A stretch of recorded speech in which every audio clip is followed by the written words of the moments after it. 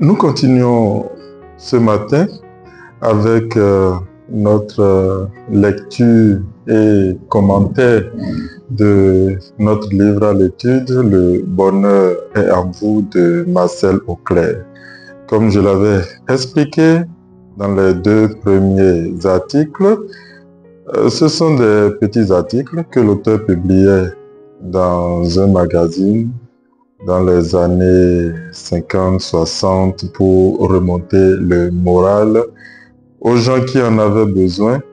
Et nous avons décidé de l'étudier ensemble parce que, comme je l'ai dit, c'est un livre qui a beaucoup aidé, m'a beaucoup aidé particulièrement. J'en ai offert à des amis et les retours que j'en ai depuis que j'ai commencé à faire cette série, les retours que j'en ai sont plutôt positifs et encourageants.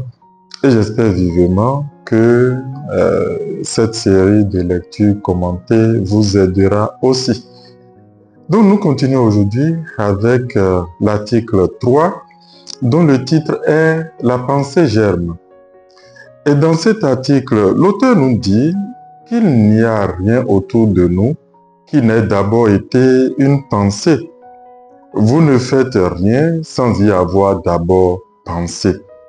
Cette vidéo que vous écoutez est le résultat d'une pensée que vous avez eue.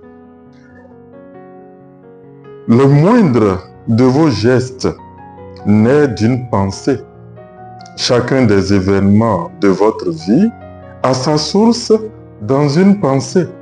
Le métier que vous exercez aujourd'hui est le résultat d'une pensée. Même l'habillement que vous avez ce matin ou ce soir, quelle que soit l'heure à laquelle vous écoutez cette vidéo, votre habillement est le résultat d'une pensée.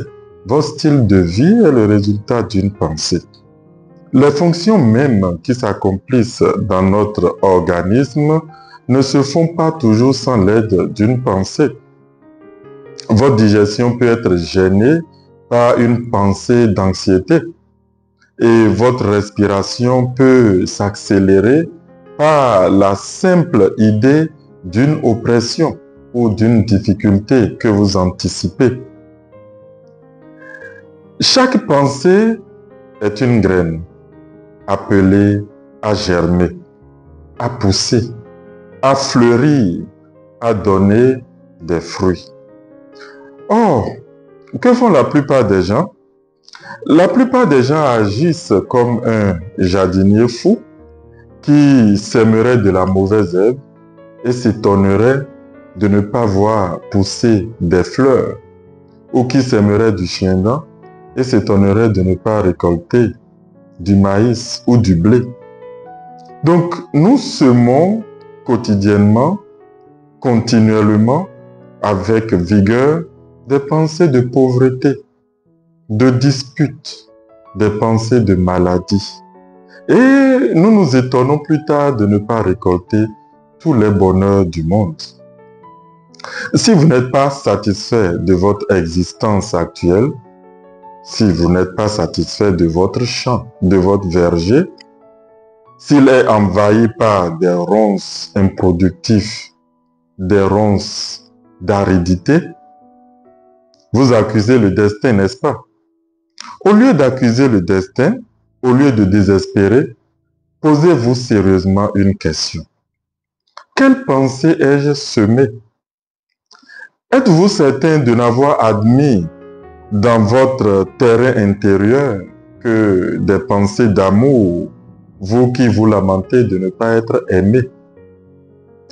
Êtes-vous sûr de ne laisser germer en vous que de l'indulgence, vous qui vous affligez d'être traité sans miséricorde?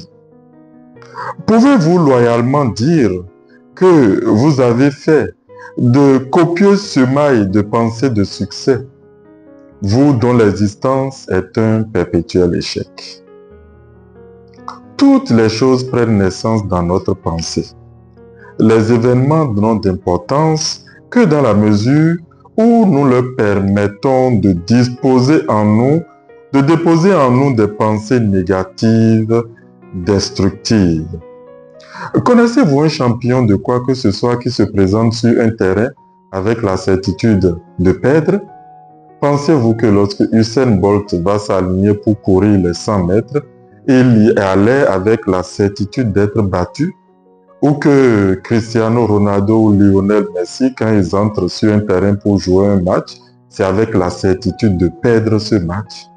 Non, pas du tout. Les sportifs le savent. Après une défaite occasionnelle, Lionel Messi n'a pas gagné tous les matchs, ni Cristiano Ronaldo. Mais après chaque défaite occasionnelle, les sportifs savent qu'il faut prendre immédiatement une revanche afin de ne pas laisser l'idée de l'insuccès prendre racine en nous. Et de même, faites bonne garde.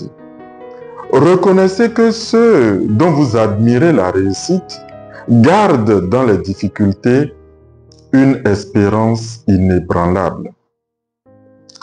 En application, ce matin, l'auteur nous conseille d'imaginer notre monde intérieur comme un champ dans lequel chacune de nos pensées va germer.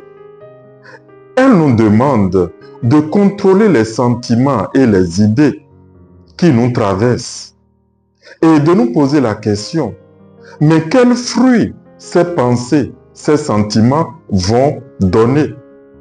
Et lorsque ces fruits ne sont pas de ceux que nous aimerions cueillir, nous devons les arracher sans faiblesse et sans tarder.